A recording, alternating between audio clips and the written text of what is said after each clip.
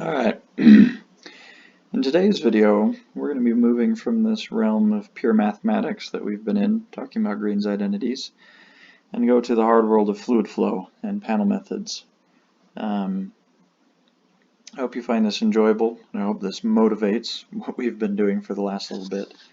But let's take a quick bird's eye view of what we've done and then we'll dive into it. So we've said that if we define some region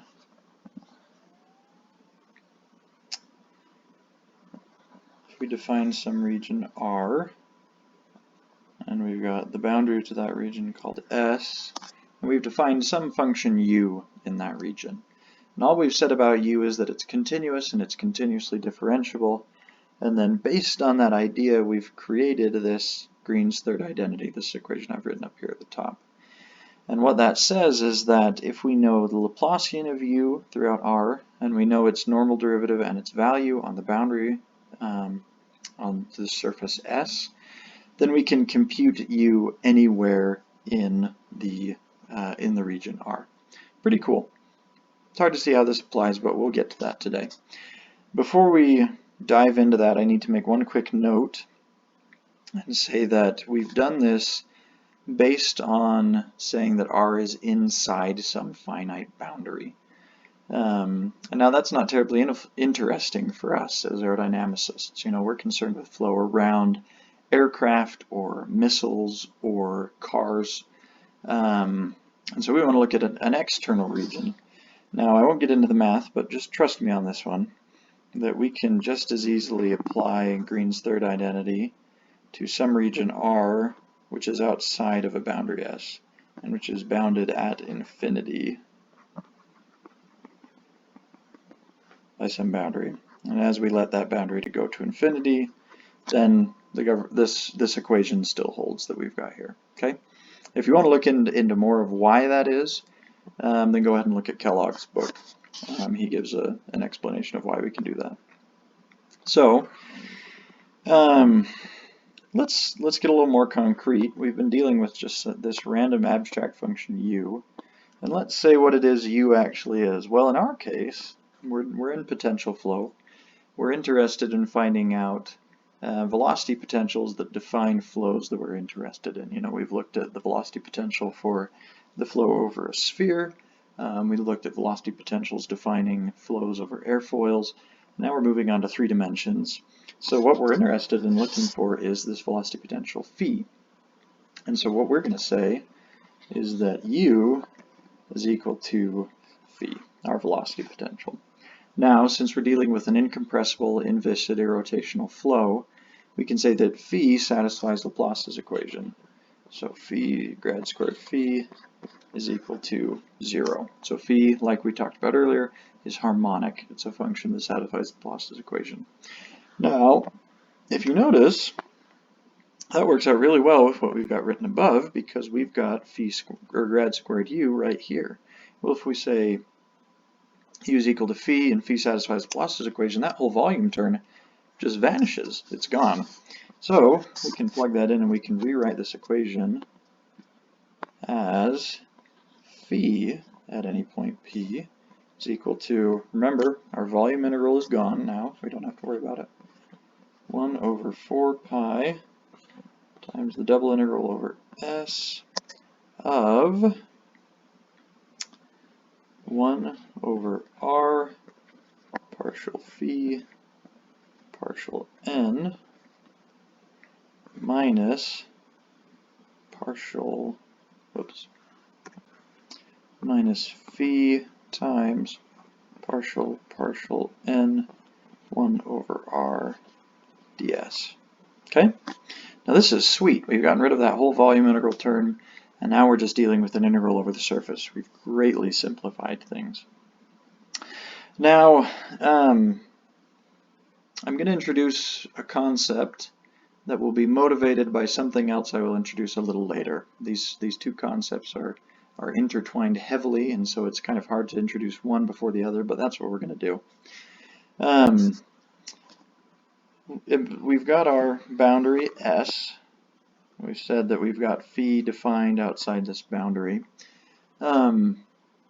in order to use elementary potential flows, and I'll get into that, we need to also define a fictitious inner potential, inner velocity potential. We call it phi sub I. Now we know if we've got an airplane, there's not fluid flowing around inside the aircraft. I mean, we've got fuel going through lines and whatever. But there's no aerodynamic flow inside the aircraft. This is purely a mathematical necessity. If we do that, we can rewrite this integral equation here in terms of this inner potential. Now, since we're still looking at a region outside of S, phi sub I has no influence whatsoever outside of that boundary. We've defined it only within this boundary, and so if we rewrite this equation using phi sub I, we end up with 0 is equal to 1 over 4 pi double integral over S of 1 over R partial phi sub I partial n minus phi times partial n 1 over R ds. And now, since the normal vector we've defined is pointing outward from S and phi sub I is inside S, we've just got to slap a negative sign on there. Okay? So, again, this phi sub I has no influence outside of S, and so we can just say this integral sums up to be 0 for this fictitious inner potential that we've defined. Now we can take these two equations, we can add them together, and when we do that, what we get is, go ahead and switch to a different color, velocity potential at any point P, now this is again exterior to S, is equal to 1 over 4 pi times the double integral over S of 1 over R. We can combine these terms, partial phi, partial n minus partial phi sub I, partial n, minus phi, again I'm combining terms, phi minus phi sub I, times partial n 1 over R ds. Okay, so now we've got this boundary integral defined in terms of jumps in velocity potential and its normal derivative across this surface. Now, why are we dealing with jumps in velocity potential? Why can't we just deal with the potential itself? Well, let's look at what they're being multiplied by. We've got these two functions here. We've got this function 1 over R that's multiplying our normal derivative. And we've got this function partial n of 1 over R that's multiplying the value of phi. Now what are these? Well, if you remember back, we talked about elementary potential flows. What elementary potential flow is represented by a 1 over R velocity potential? Well, all that is a source, or a sink. So it's this little element that's spewing fluid out into the flow. That's what is this 1 over R. Now, and then if you'll remember from exercise 7, I asked you guys to take the velocity potential for a three-dimensional point source and differentiate it in the normal direction and see what you got. And what did you get out of that? Well, you got the velocity potential for a doublet. So now we've got this little element here that's circulating fluid around in kind of a toroidal pattern. That is this term here. So now we recognize that this surface integral is really an infinite summation of these infinitely small sources and doublets. And what we call these are source and doublet sheets. You know, we've got continuous distributions across the surface. We're no longer dealing with point sources and point doublets. We call them sheets. Now, why are we dealing with this inner potential? Well, if you think about it, if I've got some, we'll deal with just a doublet sheet for now. Or actually we'll deal with the source sheet. That'll make things simpler.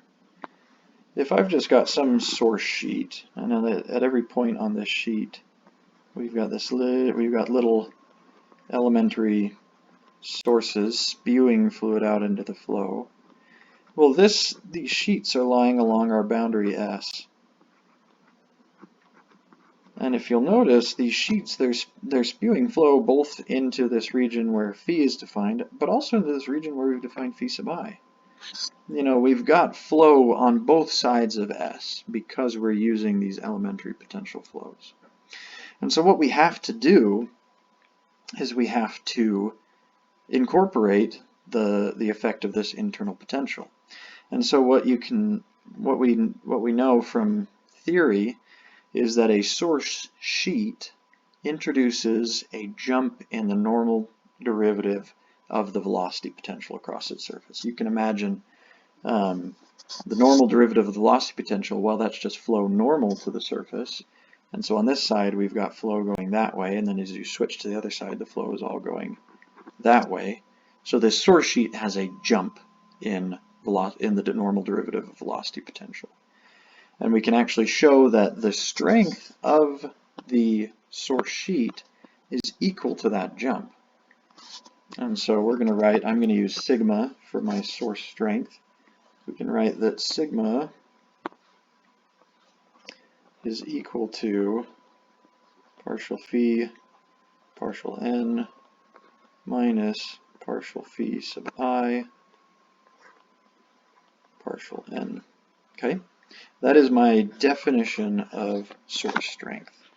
And I won't get into this, but we can also show pretty much the exact same thing for doublet sheets.